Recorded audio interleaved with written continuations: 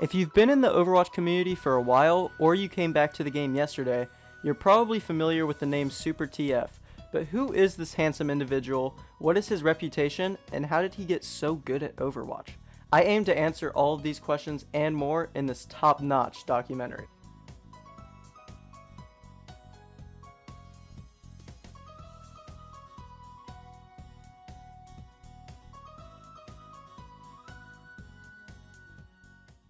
Matthew Super DeLisi was born on March 28, 2000 in Philadelphia. His parents have gone on record saying that Super was destined for his job as an Overwatch main tank player, opting to play with his dad's workhammer instead of his toys. Growing up, he played the hit shooter Fortnite, but quickly grew tired of the aim required to reach the top. No way! This led him to his next true passion, Team Fortress. This game revolved much more around utilizing a predetermined kit, which fit the playstyle of Super well. Super took this game very seriously, and he had the talent required to join a competitive team, that being Bird Noises. Joining this team, Super obviously had to come up with a name, which begs the question, how did Matthew come up with the name supertf? Quite frankly, I can't find a decisive answer. Some would think that the TF stands for Team Fortress, but that doesn't make any sense at all. Why would Super put the name of the game he was playing in his name? Everybody knows what game he is playing. Super is certainly smarter and more capable than that. According to Google, the TF stands for The Feline, but that's not exactly the impression I get from Super's stream. Just to play it safe, I'm going to refer to Super with every possible abbreviation I could find. With that out of the way, we can get back to our main story. Super Trollface joined Bird Noises and started competing, but a new Blizzard Entertainment IP would be revealed right around this time.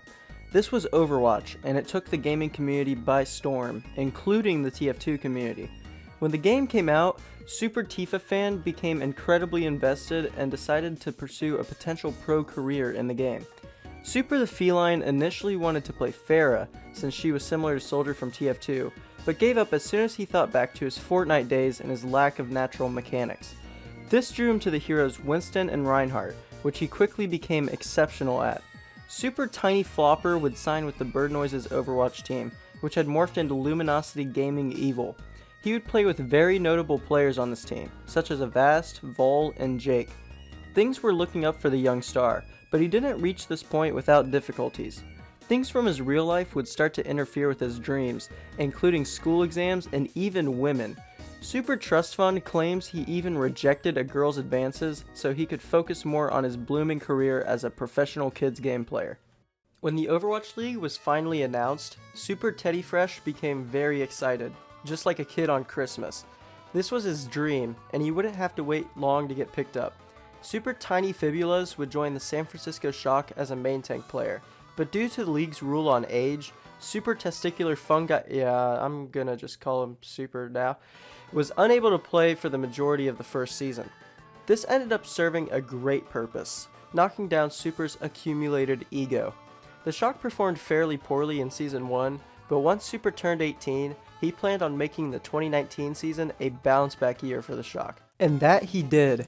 At the catalyst of Season 2, the GOATS meta was very prominent, and teams were scrambling to find lineups that suited the odd assortment of characters in the comp. Most teams never prepared for a composition containing 3 tanks and 3 supports, but the Shock was ready to prove that they were capable. With Sinatra on Zarya and Super on Reinhardt, the team quickly showcased that they were one of the best in the world at this style of gameplay, and it wouldn't be long before the Shock would start taking home titles. While this is awesome for Super, he unfortunately reminds his chat constantly of his achievements. You know who you're talking to? Overwatch League champion, Stage 2 champion, World Cup champion, May Melee Tournament champion, Roll Star, All-Star, MVP runner-up. Super would go on to win Season 2, and was the runner-up for the MVP award, falling short to his teammate Sinatra. Super would go on to win the following year of Overwatch League as well, truly cementing himself as one of the best main tank players in the game, even if Smurf played a little more than he did. All of this is great, but what has Super done other than play Overwatch pretty well? Well, for one, Super ended up speedrunning Minecraft for a decent chunk of time. How successful was he?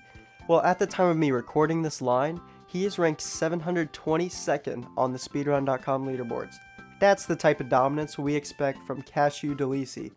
He has also proven to many to be a very capable Among Us imposter, being able to evade the suspicion thrown onto him by other players.